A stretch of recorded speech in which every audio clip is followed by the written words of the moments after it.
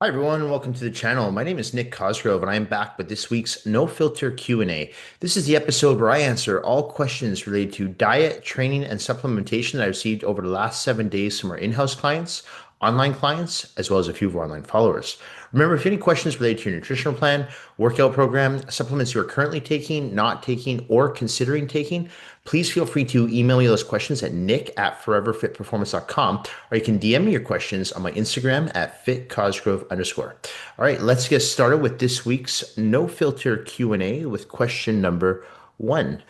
Nick, I've been training consistently for almost a year and my strength is going up, but my body doesn't really look different. What am I missing?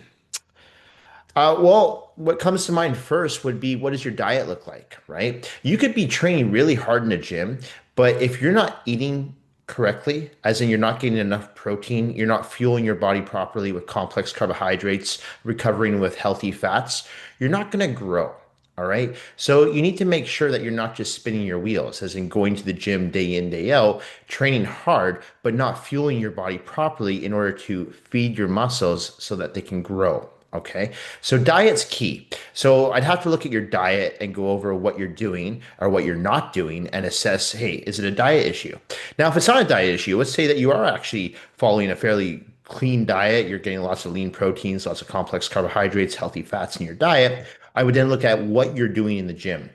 There's a lot of exercises out there that are great exercises, like deadlifts come to mind, bench press comes to mind, barbell back squats, all great exercises. But if you're not doing those exercises that also refine the muscles, that sculpt the muscles, it's going to be hard to see more definition, more shape, more striations, right? So I'm talking about exercises like dumbbell flies. I'm talking about exercises like cable lateral raises, right? I'm talking about exercises like dumbbell preacher curls. So things that are going to allow your body to not just look big, but also to sculpt. All right. So that combination of sculpting exercises along with following a solid nutritional plan, that's going to allow you to shape your body. Okay. And that's why I always compare people who go to the gym to build their body like an artist. Think of your body like a canvas, right? So that's your canvas. You're going to add to it. You're creating art. Okay. So if your body is a sculpture of clay, hey, I want to give a little bit more details to my shoulders. Okay, what do I got to do? I've got to do more than just a shoulder press. I'm also got to do some lateral raises. Hey, I also got to do some rear delt raises. Maybe I should throw in some upright rows, right? Maybe hit them from different angles, barbell military press, dumbbell shoulder press. So I'm making sure that I'm utilizing all my planes and all my ranges of motion in order to bring the most detail I can to that muscle part. All right. So you don't want to just go in and follow the compound movements. And at the same time, you want to make sure that you are doing the compound movements, but you're also adding in those defining movements. And that's why I always talk about exercises that build your house, the compound exercises like the squats, the bench press, the deadlifts, and the exercises that paint your house. So the dumbbell flies, the cable flies, the rear delt flies, the cable lateral raises, right? The easy bar curls, things like that that just sculpt the muscles more. Okay. So not the mass builders. So that's very important. And again, I can't stress this enough. If you are not putting together a nutritional plan that makes sense, as in you're not fueling your body properly, you're going to have a really hard time seeing change in your physique. Okay. And I don't just mean people who are out there just eating like Subway and fast food and muffins and cookies. You could follow a fairly clean diet, but if you're not practicing proper portion control, for example, let's say you're not getting enough protein, it's going to be hard for you to grow. Okay. Are you getting in too much fats? Are you getting in too much carbs? And now all of a sudden, even though they're good carbs and good fats, your waistline's growing, right? So you have to make sure that you're putting together a nutritional plan that makes sense, along with a training program that's going to complement your physique. All right. Next question. Nick, how do I know if I'm actually pushing hard enough in my workouts or if I'm just going through the motions? Yeah, good question. It's something that, in my experience, it takes years and years of training to really know what your threshold is. And for me, now that I'm older, I have a good idea of where I need to stop, as in where I need to stop in my workouts, where I need to stop on a set, where I need to stop on how much weight I'm lifting. And that's just more that experience in the gym, that mind to muscle connection. But one thing that I like to do with all my exercises, I truly believe in taking not the muscle to true failure, but exhausting it to the best of my ability. All right. And there is a difference. Okay. So taking something to true failure is like you're doing, let's say, bent over barbell rows, and you're going all out max, max full intensity, the heaviest weight you could ever do. And after you're done your last set, you're spent. You can't do any more. Well, I don't want to do that because I still have T-bar rows, vertical neutral grip V-bar rows, and I've got pronator rows, I've got lat pull downs, closed grip pull downs. So I've got more back workout to go. So I don't want to just exhaust my muscles to the point where I can't even move them, right? But I do want to take the exercise to true failure. So what I tend to incorporate are a lot of drop sets. And I find drop sets to be very beneficial, and they're a great way to train and remain injury free. All right. So for those people that don't know, a drop set is when you're doing, I always recommend people do a drop set on the final set of an exercise, by the way. But a drop set is, let's say I'm doing a final set of that bent over barbell row, and I've got a 45-pound plate and a 25-pound plate on each side, and I knock out 10 reps. As soon as I'm done those 10 reps, I strip the 25-pound plate, or if I have a training partner, I'll have the training partner strip the 25-pound plate off each side. Now I've got a 45 on each side, and I'll do 10 more reps. Okay. So the nice thing about a drop set is because you're dropping it to a lighter weight, the risk of injury goes down substantially. And you're actually putting more taxing and more pressure on the, or more stress, I should say, sorry, on the actual muscle bellies. All right. So I always find that's a great way to train, not to failure, but to really exhaust the muscles, and not to the point where you can't finish your workout, but just to the point of, wow, I really stimulated something here. Okay. So you'll notice that also if you're just going through the motions, really only you can answer that. Because if you're someone who's in the gym, you're doing a set, you're checking your phone, you're doing a set, you're checking your phone, you're doing a set, you're talking to your gym partner, your neighbor, whoever at the gym, you're not focused on the workout. You're not. Okay. And this is why I tell people it's so important to stay laser focused on what you're doing in the gym. Because if you're focusing between each set, you can really assess each set. So, okay, I do those bent over barbell rows. How did that feel? Can I go up? Should I go down in weight? Right? Could I do two more reps, or should I do fewer reps? Should I adjust my form? Should I get a little lower? So those are things that you should be thinking about in between your rest periods. Okay. You shouldn't be on TikTok or Instagram because that's a distraction. So I noticed for a lot of people who do go through the motions in the gym, the phones are a big distraction. Talking to other people in the gym is a big distraction. And that's why I always recommend people put your earphones on, stay laser focused, keep your phones on the sideline or your phone in your pocket. Doesn't need to make an appearance, and just get the job done. All right. 40, 45 minutes in and out. That's my recommendation when it comes to training. And that should stop you from just going through the motions. All right. So incorporate some drop sets, really try to establish that mind to muscle connection. I know that's hard for a lot of people, but try to put your mind in the muscle you're working. All right. And every person I work with in-house or online, I always explain to them, if I'm designing a training program for someone, I tell them what they're working. If they're doing bent over T-bar rows, I don't just say, oh, you're working your back. No, no. We're going to be working not the width of your back there. We're going to be working the density, the girth of your back, because it's a row, right? We're going to use your rhomboids and your scapula to really retract into your lats. If we're doing a lat pull down, well, now we're going to work the width of your back. So I really try to drive home the message of what you are actually working so people can try to establish that mind to muscle connection. All right. Excuse me. Okay. Nick, I follow my program exactly, but some weeks I feel weaker instead of stronger. Is that normal? Yeah, of course. You're not a machine. Okay. There's going to be workouts that you feel great, and there's going to be workouts that you feel like shit. And there's going to be workouts where you've had good sleep the night before, you're well hydrated, you've had a good pre-workout meal, and the workout is still shit. And there's going to be times where you're working on maybe 3 or 4 hours of sleep and your diet hasn't been the best, and you go to the gym and you have the best workout ever. So the reason for that is there is no reason for that. It's just you're not a machine. Okay, there's no rhyme or reason. I always tell people though, you want to put yourself in the best position possible to have the best workout. So yes, you want to stay hydrated. Yes, you want to be well rested. You don't want to be overtrained. You want to make sure you're coming in with a game plan. But for the reason why a lot of people feel weaker at times, in my experience, it usually is something to do with the diet and the recovery. So, for example, if you are following a 6 meal plan and you miss 2 meals and you go to the gym the next day, missing those 2 meals, that's going to affect your workout. It is. It's going to have an impact on your strength. It's going to have an impact of the transition of the weight. It's going to have an impact of how fast you move versus how slow you move, how intense you train versus how non-intense you train. So just missing those 2 meals can have a huge impact on the day after, right? On your next workout. If you're overtrained, if you're someone who's just constantly going to the gym every day, you never take a day off, and you spend like an hour and a half in the gym training, do your cardio, and then you're getting weaker. Well, that's a sign that you're overtraining. Okay, so you really have to pay attention to your body. That's crucial because I feel, and I know talk about this a lot, but I feel the biggest mistake people make is they don't listen to their body. Okay, your body will tell you what it needs. And if you really tap into, okay, what do I need right now? Do I need more rest? Do I need to just train harder? Do I need to lift heavier? Do I need to lift lighter? Do I need to eat more? Do I need to eat less? Your body will tell you if you pay attention to what it's telling you. Listen to the signs.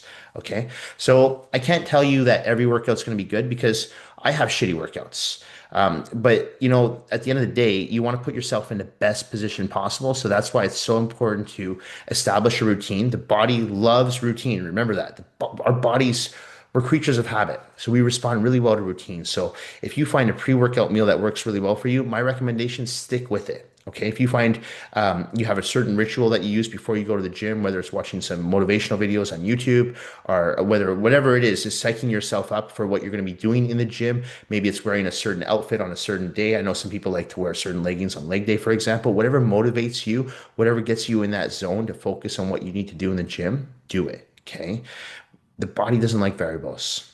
But I'm going to tell you right now that you could do everything perfect and there's going to be times where you have a shitty workout. And that's just the way life is, right? And you're not a machine. So remember that.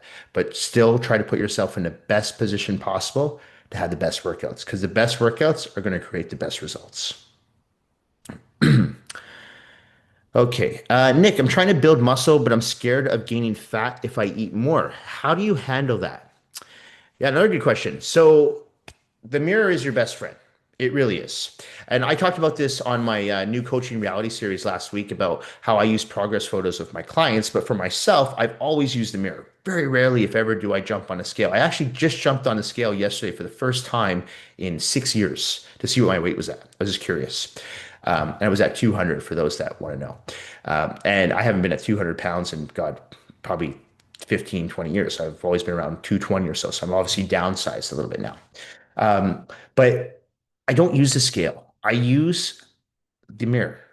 And I strongly advise people to use the mirror as well because you'll see, you're not just going to wake up one day and like, wow, I'm fat. No, you're going to start to see like, oh, you know what? My waist is getting a little soft here. I'm losing the definition in my midsection. Okay. So, you pay attention to that. Now, let's say you are someone who's trying to build muscle. So you're in a caloric surplus and you're monitoring your physique. And I mean, you don't have to look at your physique every day, but you should be looking at your physique assess your physique at least 3 times a week. It could be Monday, Wednesday, Friday. Just look at yourself in the mirror with your shirt off or in your underwear and just make an assessment and say, okay, well, how am I looking right now? And be completely honest with yourself. And my recommendation too is to take the progress photos. But more importantly, even if you're not taking progress photos, assess your physique at the same time on the day. Okay, so if you're going to assess your physique on Monday morning at 6 a.m., make sure it's on Wednesday morning at 6 a.m., Friday morning at 6 a.m. Okay, same spot in your house where there's lighting, where the mirror is, just so you can make sure that there's no variable so you know how your body changes, okay, or doesn't change. But if you are putting on body fat, you'll see it. And if that starts to happen, then you're going to have to go back to the drawing board. Okay, what am I doing wrong here? Am I eating too much food? Am I eating the wrong foods? Am I having too much carbs? Should I maybe drop my carbs, increase my proteins? Maybe I should drop my fats, increase my carbs, depending on what's going on with your body and what you're following. You also have to understand your activity level. So if, for example, are you someone who's in the gym 6 days a week versus someone who's in the gym 3 days a week? Obviously, someone who's in the gym 6 days a week can handle more food, right? If you're in the gym only 3 days a week, no, you're not going to follow the same diet as someone who's in the gym 6 or 7 days a week. That's not going to happen, okay? Because you're going to get fat. But someone who's training on a daily basis, doing cardio, they need more calories. They're exerting more energy. So you're not going to follow the same diet as a professional bodybuilder, for example, right? If you're in the gym 3, maybe 4 times a week. Another thing you have to figure out is your body type. So, are you someone, I've talked about the different body types, the endomorph, someone who puts on fat very easily, an ectomorph, someone who loses fat very easily, a mesomorph, someone who puts on muscle very easily, right? And then you have combinations of the two. And there's pros and cons to both physiques, right? Or all three physiques, I should say.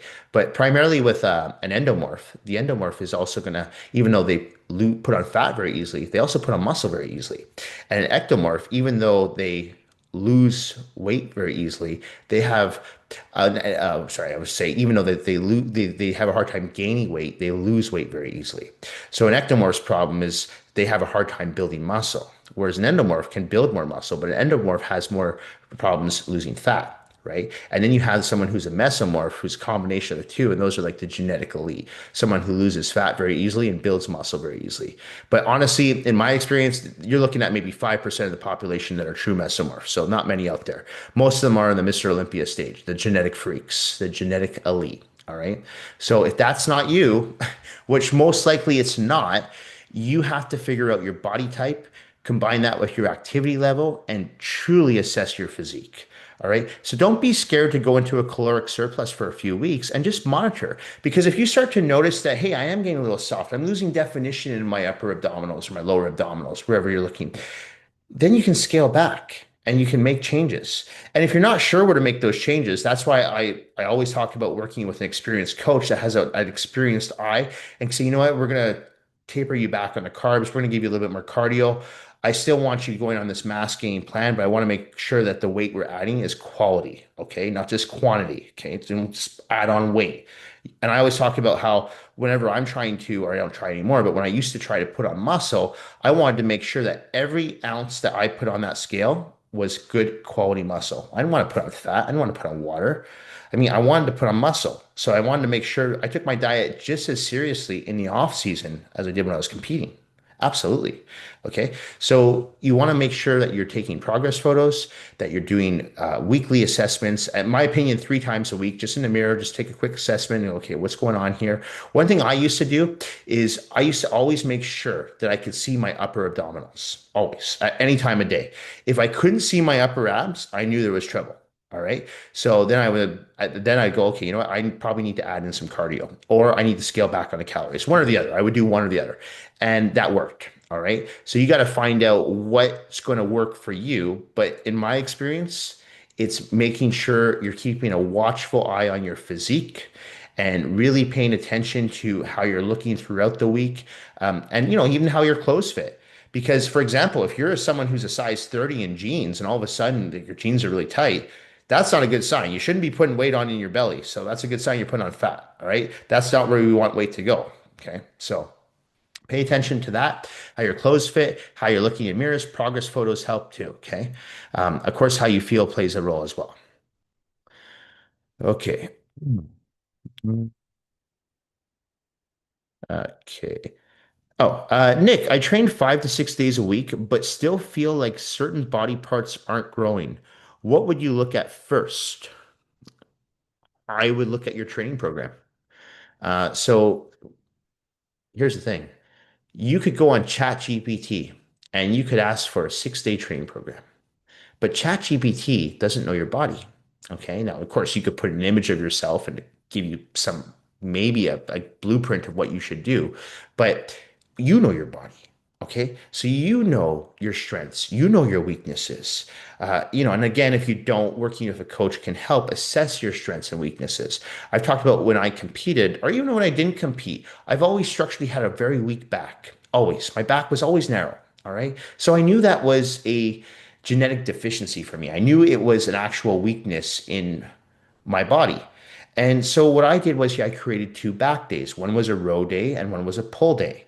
Okay. And that worked. It worked really well. My back got wider, my back got thicker just by introducing 2 back days. I didn't do the same exercises. Like I said, I had a row day and I had a pull down day.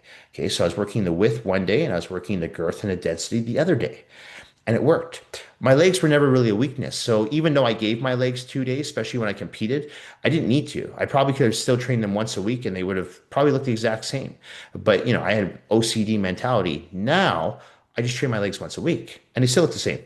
They honestly do. They look, in my opinion, my legs probably look the same as when I competed. So my legs were a strong point. All right. So you have to assess your weak points and your strong points.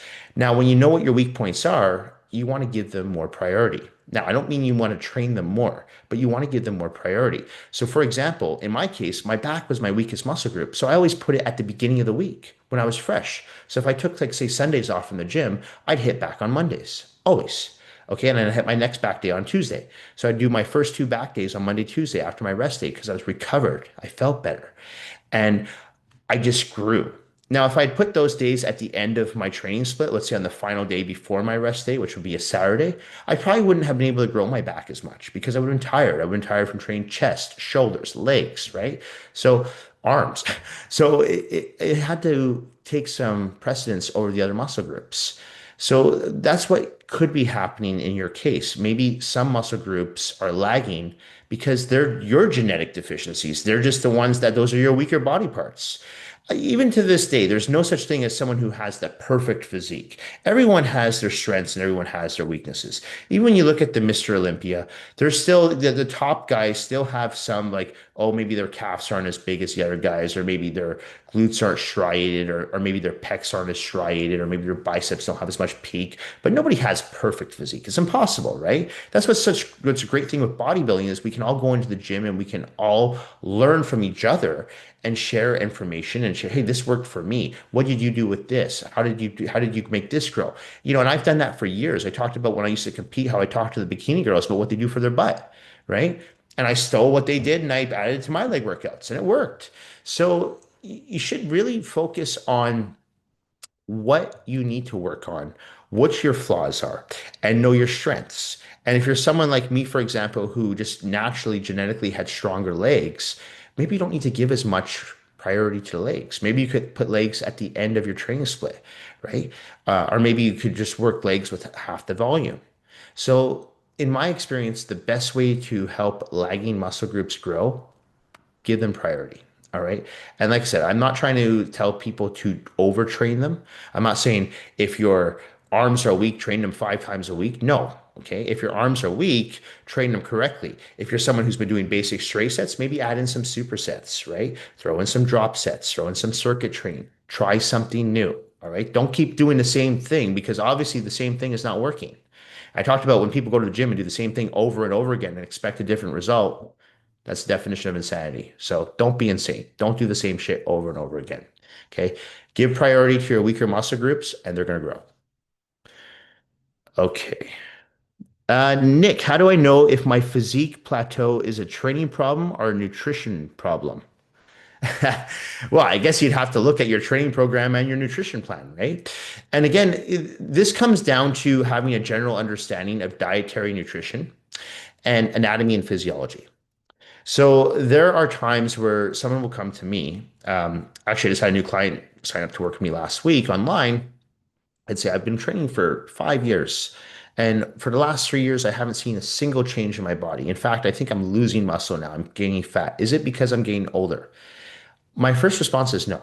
Okay. You shouldn't be getting worse with age. No. Yes, father time is there, but it doesn't necessarily mean, especially in this case, this person's case, they're only in their 30s. You're not nearly old enough to really start to be like losing all this muscle mass and putting on this weight. So you shouldn't be getting worse with age. All right. Will you lose some muscle as you get older? Sure. But if you're someone who's been training since you were in your 20s and you're now in your 60s, you probably still have a lot of muscle. Okay. You just probably also have a little bit more wear and tear on the joints, tendons, ligaments, right? Just more mileage on the body. You're like an older car. Um, but to answer that question, how do you know if it's the training program or the nutritional plan? You would have to truly assess both. And you'd have to look over. I know for me, what I always ask is for a food journal, 3 days to see what someone's doing, preferably one weekend day, one day when they have off work, and then 2 work days. So I can see how their diet changes from days they're working versus days they have off. And then I do ask for a copy of their training program because I like to see what they're doing. Sometimes the person is doing one or the other wrong. And what I mean by that is in the training program, maybe the training plan is not structured properly. Maybe they're training, for example, back and biceps together, which I'm not a fan of, especially if you're someone who's a natural lifter. But they found it maybe in a muscle magazine, or nobody reads the magazines anymore, but online, I don't know, people are watching Instagram reels now. So maybe they found the program online and they're like, oh yeah, back and biceps make sense. Chest and triceps make sense. And we're going to put those together. I'm like, they make sense for someone who's maybe using PEDs, performance enhancement drugs. But if you're someone who's natural, I wouldn't put those muscle groups together. And I've talked about this in the past why I'm not a big fan of putting back with biceps because biceps are your synergist muscles in any row or pull down you do. So it doesn't make sense. You're going to train your back and then after that, you're going to go train your biceps, which are already tired. I wouldn't do it. Okay, same thing with triceps. You do all your presses, your bench press, your incline bench press, your flat bench press, your incline dumbbell bench press. Then you get over to triceps. Your triceps are fried because they're the synergist muscles assisting the push. So that's why I like to keep arms on their own day. I like to keep chest on its own day. I like to keep back on its own day. All right. So you have to make sure that you're putting together a program that makes sense, that's going to complement your physique. Also, like I said, are you someone who's using PEDs? Are you someone who is natural? Because that does play a role in how you train. It does play a role in how you structure a training program. Okay. Because if you are someone who is natural and you're trying to follow a training program like someone who's using performance enhancement drugs, I'm not going to say it's not going to work, but at the same time, you have to remember someone who's using anabolic steroids is going to recover faster than you. So you're not going to be able to use that same amount of volume that that person's doing. All right. Or the weight. So same with the nutrition. I've seen people follow pro bodybuilder diet plans, and then they come to me and say, "I don't know why I'm getting fat. I'm not getting muscle." I'm like, because you're in a caloric surplus and you're not on human growth hormone and you're not taking clenbuterol or cytomel. You're not taking these fat burners. So of course you're putting on fat. Why are you following this diet? Oh, well, Ronnie Coleman did this. Ronnie Coleman's a genetic freak. Ronnie Coleman was also using anabolic steroids. Okay, it's no secret. So you're natural. Don't do what he's doing. You got to find out a formula that works for you. All right. So that plays a role too. All right. So I would be looking at both your training program and your nutritional plan. And because I don't work with you, it's difficult for me to tell you which one is not working, which is the problem. It could be both. But I can tell you right now that in all my years of doing this job, when someone sends me their training program or nutritional plan, I always find red flags, always. And that's okay because remember, you are not the professional here. Okay. I am not the professional at what you do for a living. This is what I do for a living. I've been coaching people for 20 plus years. I've helped people lose fat, build muscle, train for bodybuilding shows, transform their physiques, improve their overall health and well-being. And I've gained experience doing this and knowledge. You would hope I would have some experience and expertise in this field. So I can see the red flags and I say, oh yeah, I've seen this before. I've seen this before. And this is what I did with this person. This is what I have to do with this person. And you know what? You guys are different people, but I think if I try this formula first and maybe add in this and take out this, boom, it works. All right. And that's what a good coach does. A good coach takes the program, treats you as an individual, and doesn't just give you a copy and paste program, but takes their years of experience of what worked with other people and then adds it into what you're doing wrong. And maybe, of course, tweaks it because, again, you are an individual. All right. So I don't have, for example, my clients I work with online, I don't give them all the same cookie cutter training program or nutrition plan, say go. No, I start people off with a generic template and then I make tweaks and revisions on a weekly basis based on their results. All right. So that's what you have to do. And, you know, it's very difficult for me to answer that question without seeing your training program, without seeing your nutrition plan. But if you are interested in working with an online coach, I'm always open to working with people. My online roster opens up again on March 20th. So if you are looking to work with an online coach, or maybe just need someone to assess your physique, assess what you're doing with your training program, nutrition plan, need a one-time program, I'm happy to help with that as well. If you'd like more information on that, you can DM me on my Instagram at fitcosgrove_, or you can email me at nick@foreverfitperformance.com. All right. Okay. Got two more questions here. I think so, right? Oh no, just one more question. Okay. Um, Nick, if someone has been lifting for a few years but still looks like they barely train, what's usually going wrong? Multiple things.